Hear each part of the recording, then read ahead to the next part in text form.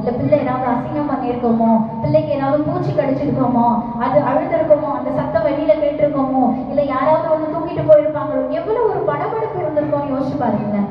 அல்லேலூயா. ஒவ்வொரு நாளும் அந்த தாய்க்கும் அந்த தகப்பனுக்கும் என்னாச்சு, இந்த சூழ்நிலை ஒவ்வொரு நாளும் கடக்க சுமார் ஒரு 3 மாதங்கள். இன்னொரு கேட்டீங்களா, ஆல்ரெடி அவங்களுக்கு யார் இருக்கு? 2 பிள்ளைகள் இருக்கு, மீடியாவும் ஆரோனும். நல்லா யோசிச்சு பாருங்க. இதெல்லாம் ஒரு சூழ்நிலை இருக்கும்போது இந்த பிள்ளைங்க யார்கிட்டயாவது போய் சொல்லிடுவோம், எங்க வீட்டுல தம்பி பாப்பா இருக்கான். சும்மாவே சொல்ல தேவையில்ல. சின்ன பசங்க நம்ம வீட்டுல ஏதாவது ஒரு புதுசா வந்துட்டாலே வெளியில போய் சும்மா வெறுப்பேற்றதுக்காவது சொல்லுவாங்க. அப்போ இவளோட எண்ணங்கள் யோசனைகள் தான் எப்படி இருந்திருக்கும்? இவங்க யார்கிட்டயாவது போய் சொல்லியிருப்பாங்களா? அதனால நம்ம வீட்டுக்கு வந்திருப்பாங்க.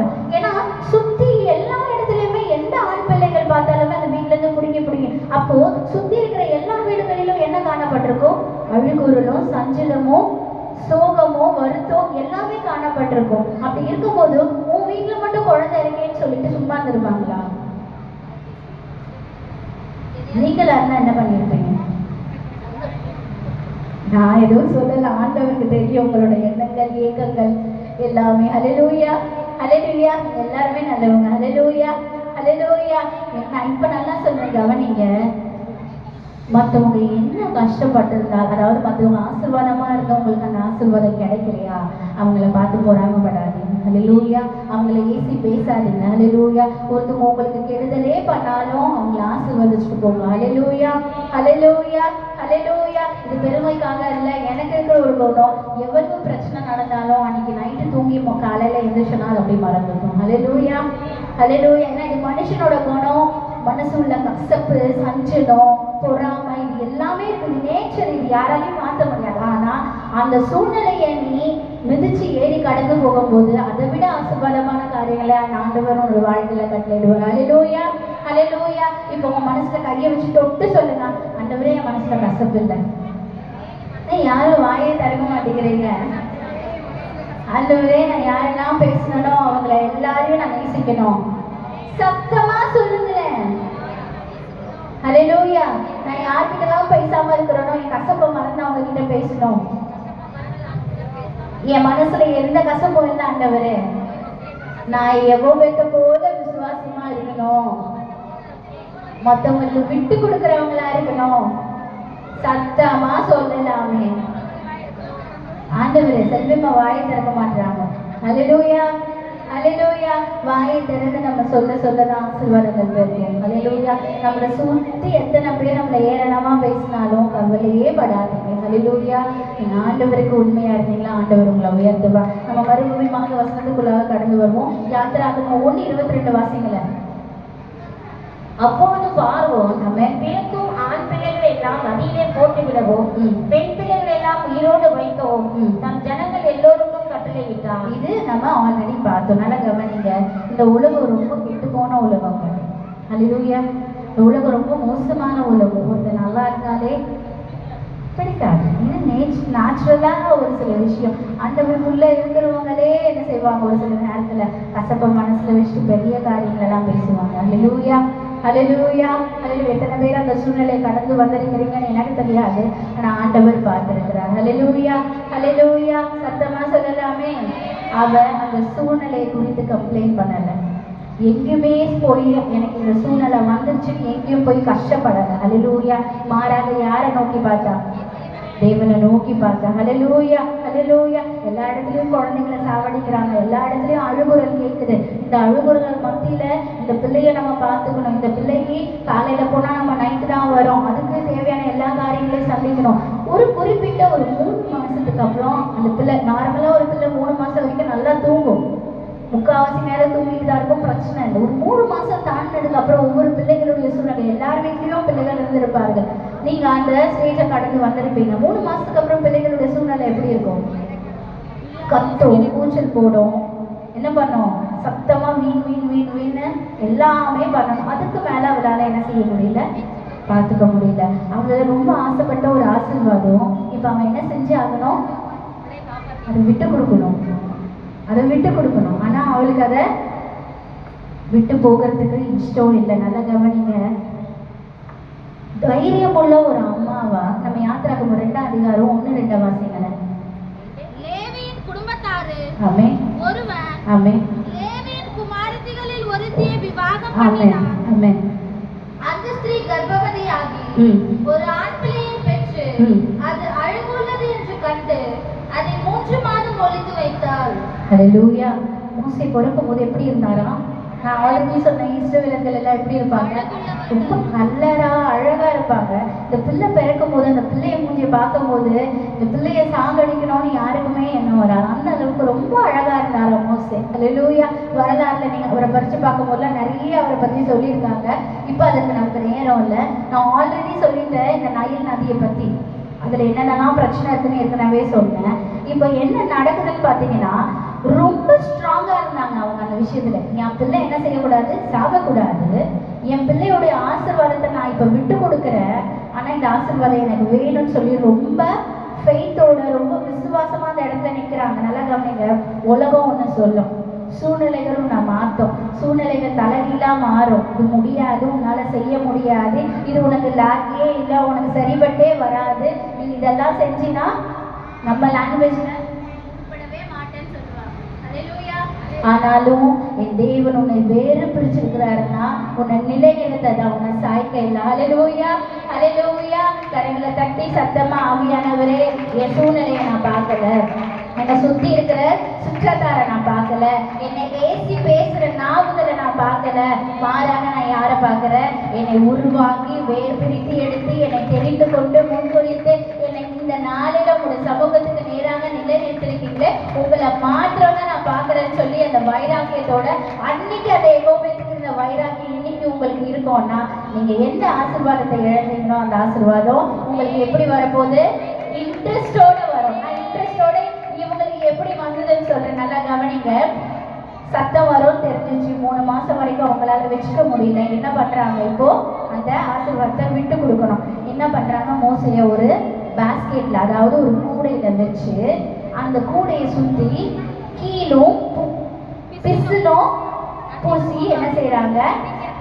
இங்க ஏன் அதுல கீழ் பிசுன்லாம் பூசினாங்கன்னு தெரியுமா? ஓகே. இன்னொன்னு, கீழ் பிசன் பூசினா சத்தம் கேட்காதா? தண்ணி உள்ள போகாது. கரெக்ட். இன்னொன்னு, கீழ் அதுக்காக பூசுறாங்க. அந்த பிசன் எக்ஸாக்ட்லி அந்த பூச்சி இல்ல அந்த முதலைகள் வேறு எந்தவித காரியமும் அந்த பிள்ளையை அணுகக்கூடாதுன்னு சொல்லிட்டு நீங்க யோசிச்சிருக்கலாம். நான் யோசிச்சேன், நைல் நதியில இவ்வளவு விஷயம் நடக்குது, அந்த இடத்துல எப்படி பார்வோனோட குமாரத்தி வந்து குளிச்சிருப்பாங்க? யாராவது யோசிச்சிருக்கீங்களா? ஒருவேளை நான் நினைக்கிறேன் பார்வனோட குமாரத்தி குளிக்கிறதுனால அந்த இடத்த மட்டும் பதப்படுத்தி வேலி போட்டு பாதுகாத்து வச்சிருப்பாங்க. நான் யோசிக்கிறேன், மேபி அந்த மாதிரி இருந்திருக்கலாம்.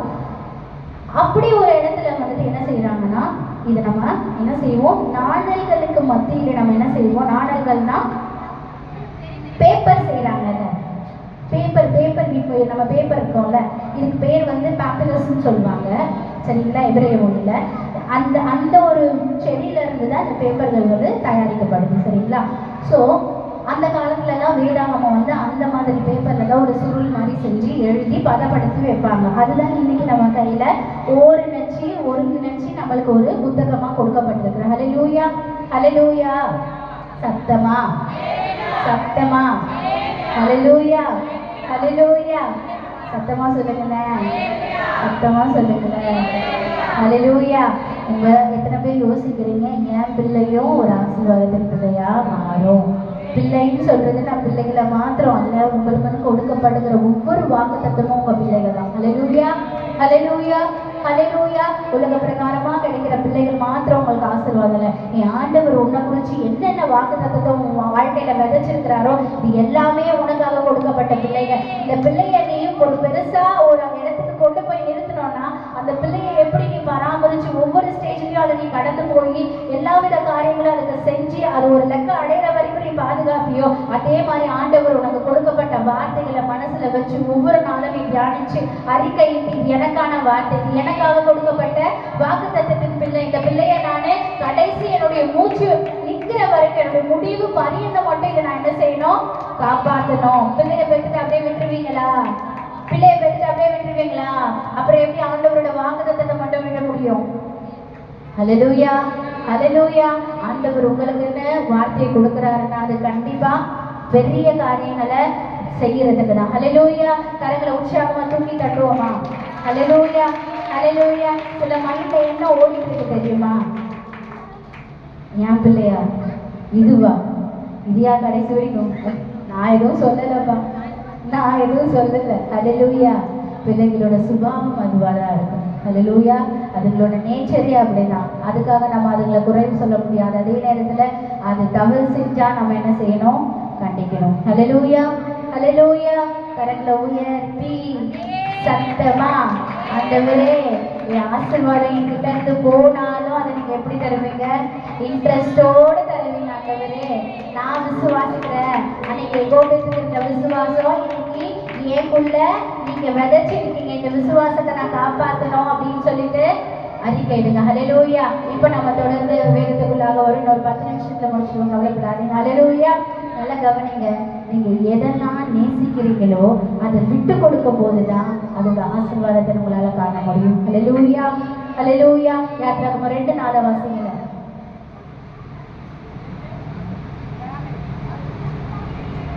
அதற்கு என்ன சம்பவிக்கும் என்பதை அறியும்படி ஆமென். அதன் தமத்தை தூரத்திலே நின்று கொண்டிருந்தார். கவனிங்க, நல்லா கவனிங்க. சுத்தி தூக்கிட்டு போயிட்டு நாணல்களுக்கு மத்தியில வச்சுட்டாங்க. அவங்களுக்கு ஒரு பதப்பதைக்கு முதல்ல வந்துடுமோ, இல்ல பிள்ளை திடீர்னு கத்திடுமோ, கத்தனா யார் கண்டையாவது மாட்டுச்சுன்னா தூக்கி போட்டுருவாங்க. இவ்வளவு ஒரு படபடப்புக்கு என்ன பண்றாங்க? அங்க ஒரு ஆளை காவல் காவலத்துக்கு வைக்கிறாங்க. யாருன்னு பாத்தீங்கன்னா மோசையோட சொந்த அக்காவை. நீ போயிட்டு பத்திரமா அந்த பிள்ளை அங்கதான் இருக்கான்னு பாரு. ஏன்னா இந்த அம்மா எங்க போய் ஆகணும்? இப்போ வேலைக்கு போய் ஆகணும், இல்லைன்னா நம்ம மாட்டிப்பாங்க. ஹல்லேலூயா. நமக்கு என்ன செஞ்சுட்டாங்க? நிப்பாட்டிட்டு நீ அதுக்கு என்ன ஆகுதுன்னு பார்த்துட்டு இரு பத்திரமா. இதுக்கு மேல ஆண்டவர் நம்மளை விட்டுற மாட்டாரு. நல்லா கவனிங்க. மிரியாமையும் ஆரோனையும் எப்படி அவங்க வளர்த்துருப்பாங்க? அவங்க ஆசாரிய குடும்பங்கள்.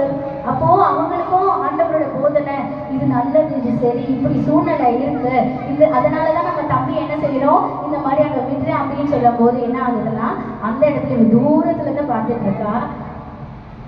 பார்வோனோட குமாரத்தை அந்த இடத்துல குளிக்க வரும்போது பிள்ளைய இந்த கூடையில பாக்குறாங்க. பிள்ளையை பார்த்த உடனே அந்த பிள்ளை எப்படி இருக்கு? ரொம்ப அழகா இருக்க உடனே அவங்களுக்கு கன்ஃபார்ம் ஆயிடுச்சு இது யார் குழந்தைதான்? எபிரேய குழந்தைதான் இது. ஆனாலும் பார்வோனோட எடுத்துட்டு போக முடியாது. இதனால இவளுக்கு ஆசை. இந்த பிள்ளைய சாகடிக்கிறதுக்கும் மனசுல போடுறான். எடுத்துட்டு தன்னோட பணி பெண்களோட எடுத்துட்டு என்ன செய்யறா? போறா. போயிட்டு பார்வோன் கிட்ட ரிக்வஸ்ட் பண்றான், இந்த பிள்ளைய நான் வளர்க்கணும்.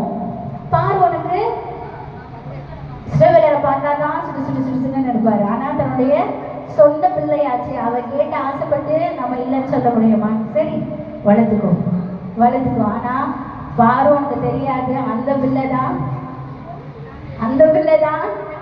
நம்ம எகிப்தியே ஆட்டி வைக்க போறதுன்னு சொல்லி அன்னைக்கு பார்வோனுக்கு தெரியாது. ஹல்லேலூயா, ஹல்லேலூயா. நல்லா கவனிங்க. இவ அந்த ஆசீர்வாதத்தை விட்டு கொடுத்துட்டா. ஐயோ இது பார்வோனோட வீட்டுக்கு போயிடுச்சு. சாதாரணமா வெளியில இருந்தாலே தூக்கி போட்டுருவாங்க. இப்ப பார்வோனோட வீட்டுக்கே போயிடுச்சு. இதுல என்ன பண்ணுவாங்க அப்படின்னு சொல்லிட்டு பார்வோனோட குமாரத்தை யோசிச்சுட்டு இருக்கும் போது அப்போ மீரியாம் போறாங்க. அந்த இடத்துல மீரியாம் போய் என்ன சொல்றாங்க?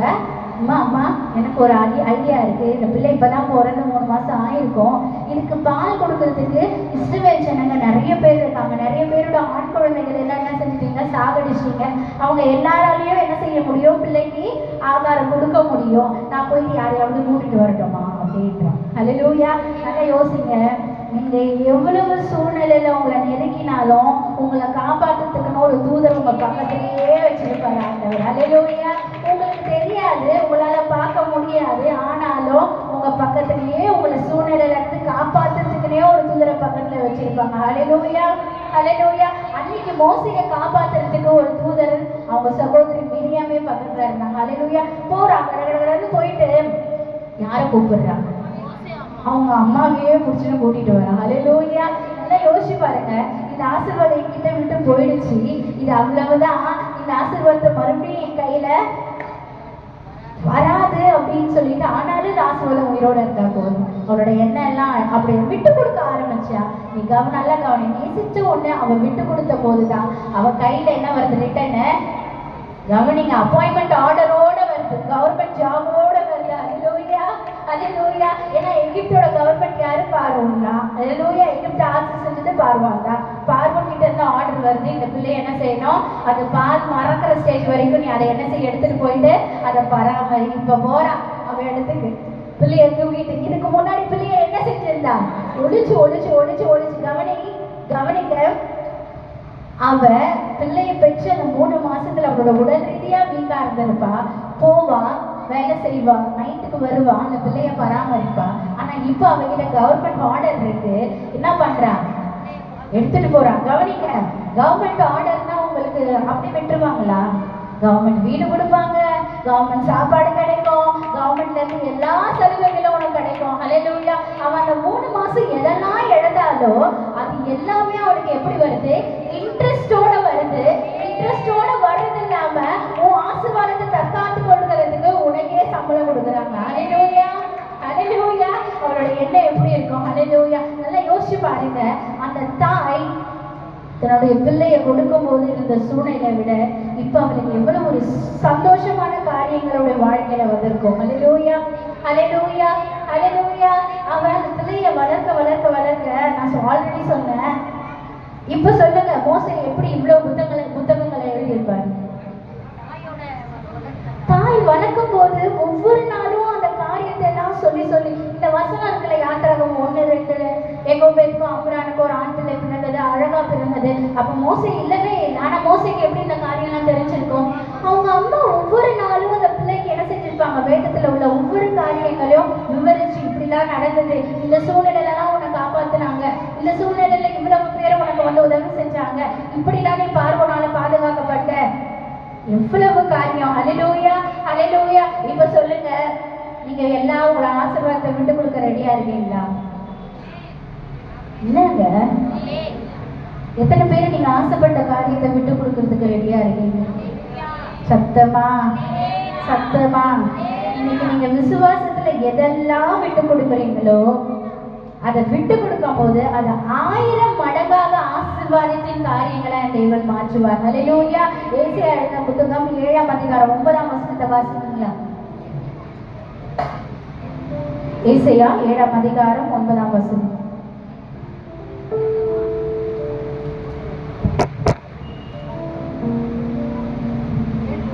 எப்ராயிமின் தலை சமரியா ஏசாயா 7:9 வாசிங்க. நீங்கள் விசுவாசியாவிட்டால். ஆமென். சத்தமா வாசிங்களா அந்த வசனத்தை? மைக்கில் கொஞ்சம். எப்ராயிமின் தலை சமாரியா, ஆமென். சமாரியாவின் தலை ரெமிலியாவின் மகன். நீங்கள் விசுவாசியாவிட்டால். இந்த வசனத்தை கவனிங்க. நீங்கள் விசுவாசியாவிட்டால் நிலை பெற மாட்டீர்கள் என்று சொல் என்றார். ஆமென். இந்த வசனத்தை மட்டும், நீங்கள் விசுவாசியாவிட்டால் நிலை பெற மாட்டீங்க. அன்னைக்கு அந்த ஜெகோபே விசுவாசத்துல நிலைச்சு நின்னாங்க. இது என் பிள்ளை காக்கப்படும், இது கர்த்தர் கொடுத்திருக்கிறாருன்னா சும்மா இல்லை. நல்லா கவனிங்க. உன் கையில நீ வச்சுட்டு இருக்கிற வரைக்கும் நீ தான் அதை பார்த்துக்கணும். ஒரு விஷயத்த உன் கையில நீ வச்சிருக்க வரைக்கும் நீ தான் அதை பார்த்துக்கணும். இதுவே நீ ஆண்டவர் கையில விட்டுற, அவரு பார்த்துப்பாரு. ஈஸியா? எது உன் கையில வச்சிருக்கிறது ஈஸியா, இல்ல நீங்க ஆண்டவர் கையில கொடுக்கறது ஈஸியா? இப்போ நல்லா வாய் திறந்து சொல்லுவீங்க, ஆனா வீட்டுக்கு போனாதான் தெரியும். ஹalleluya, ஹalleluya, ஹalleluya, ஹalleluya. எத்தனை பேர் ஆண்டவரை நான் பார்த்துக்கிட்டா போதும்னு சொல்றீங்க? ஆண்டவர் மட்டும் பார்த்துக்கிட்டா போதும். நல்லா கவனிங்க. நோ மேட்டர், உங்களோட சுச்சுவேஷன் என்ன வேணாலும் இருக்கலாம், உங்களோட சூழ்நிலை எப்படி வேணாலும் இருக்கலாம், உங்களை யார் என்ன பேசினாலும் அது தேவையே இல்லை. ஹalleluya, ஹalleluya. ஆண்டவருக்கு தேவை உங்களோட விசுவாசம் மட்டும்தான். ஹalleluya, ஹalleluya. சத்தமா சொல்லுங்களேன். ஹalleluya. விசுவாசத்தின் தாய் எத்தனையோ பேர் நீங்க பார்த்துருக்கீங்க. ஆனாலும் இந்த தாயை குறித்து தேவன் இன்னைக்கு உங்க இடத்துல வெளிப்படுத்திருக்கிறார் என்றால், நீங்க உங்களுக்கு தேவையான எல்லா காரியத்தையும் விட்டு கொடுக்கும் போது ஆண்டவர் என்ன செய்வார்? அந்த இடத்துல நிலை நிற்பாரு. ஹalleluya, ஹalleluya. சத்தமா சொல்லுங்களேன். இனிமே கொடுக்கறதுக்கு நான் கவலைப்பட மாட்டேன். அறிக்கையிடுங்கள வாயை திறந்து. இனிமே கொடுக்கறதுக்கு நான் கவலைப்பட மாட்டேன். சத்தமா அக்காங்களா கொஞ்சம் சத்தமா சொல்ல. எல்லாம் வயசான பாட்டிங்களா இல்லைங்களா? அண்ணன்களை பின்னாடி இருந்து சுத்தமா சத்தமா வரல. இனிமே நான் விட்டு கொடுக்க பயப்பட மாட்டேன். இனிமே நானு கொடுக்கறதுக்கு என்னுடைய நல்லா கவனிங்க. நீங்க ஆசீர்வாதத்தை கொடுத்தீங்கன்னா உங்க ஆசீர்வாதம் ரிட்டர்ன் உங்களுக்கு எப்படி வரும்? இன்ட்ரெஸ்ட்டுக்கு மேல இன்ட்ரெஸ்ட் அதான் வரும். ஹல்லேலூயா, ஹல்லேலூயா. அன்னைக்கு எப்படி அந்த ஜெபோபேத்துக்கு ஆண்டவர் இது மோசை குறித்து எல்லாவித காரியங்கள் ஆசீர்வாதங்கள் எழுந்த போதெல்லாம் அவருக்கு இன்ட்ரெஸ்ட் மேல இன்ட்ரெஸ்ட் சேலரியோட கொடுத்தாரோ அதை விட பலமான ஆசீர்வாதம் நம்மளுடைய கையில ஆண்டவர் இன்னைக்கு கொடுக்க போறாரு. ஹல்லேலூயா, ஹல்லேலூயா. அதுக்கு நீங்க என்ன செய்யணும்? நீங்க என்ன செய்யணும்? சத்தமே வர மாட்டேங்குது. ஹல்லேலூயா. வாயில திறந்து ஒரு விஷய கருத்துல கொண்டு ஆவியானவரை நோக்கி, ஆவியானவரே இன்னைக்கு நான் விட்டு கொடுக்கறதுக்கு ரெடியா இருக்கேன். இன்னைக்கு நான் விட்டு கொடுக்கறதுக்கு ரெடியா இருக்கேன் ஆண்டவரே. என்னுடைய ஆசை பாசங்கள், என்னுடைய எதிர்பார்ப்புகள், என்னுடைய சூழ்நிலைகள் எல்லாவற்றையும் நான் விட்டு கொடுத்துட்டு ஆண்டவரே நீங்க பார்த்துக்கோங்க, நீங்க பார்த்துக்கோங்க, நீங்க பார்த்துக்கோங்க. என்னுடைய பிள்ளைய நீங்க பார்த்துக்கோங்க, என்னுடைய வாக்கு தத்தத்தின் பிள்ளைய நீங்க பார்த்துக்கோங்க. எனக்கு நீங்க கொடுத்த அந்த வாக்கு தத்தத்தை நிறைவேற்ற நீங்க பார்த்துக்கோங்க. ஒரு விஷயம் கண்களை மூடி ஆவியானவரை நோக்கி, அப்பா இந்த நாளில நாங்க எதெல்லாம் எழுந்திருக்கிறோமோ நீங்க எனக்கு இன்ட்ரெஸ்டோட தரத்துக்கு உங்களுடைய கருத்தினால் ஆகும் ஆண்டவரே. என்ன ஒரு விஷயம் கண்களை மூடி ஆவியானவரே நீங்க பார்த்துக்கோங்க ஆண்டவரே, நீங்க பார்த்துக்கோங்க ஆண்டவரே. நீங்க பார்த்துக்கிட்டீங்கன்னா கர்த்தாவே உங்களுக்குள்ளாக கர்த்தாவே எல்லாமே மாறும் ஆண்டவரே. இது நாங்க பார்த்துக்கிட்டோம்னா இது மனுஷரீகமா முடியும், இது உலக அளவுல முடியும். ஆனாலும் நீங்க பார்த்துக்கிட்டீங்கன்னா உங்களுடைய ஆவியின் பிரகாரம் முடியும். எத்தனை பேர் விசுவாசிக்கிறீங்க? என்ன சூழ்நிலை இருந்தாலும், என்ன எதிர்பார்ப்புகள் இருந்தாலும், தேவைகள் இருந்தாலும், காரியங்கள் மாறுதலால் தோன்றினாலும் என் தேவன் இந்த நாளில் உன்னை கொண்டு பெரிய ஆச்சரியமான காரியங்களை செய்ய போகிறார். ஹல்லேலூயா, ஹல்லேலூயா, ஹல்லேலூயா. கரங்களை தட்டி ஆவியானவரே நீங்க பார்த்துக்கோங்க ஆண்டவரே, நீங்க பார்த்துக்கோங்க ஆண்டவரே, நீங்க பார்த்துக்கோங்க ஆண்டவரே. இது எல்லாமே நீங்க தந்தது ஆண்டவரே.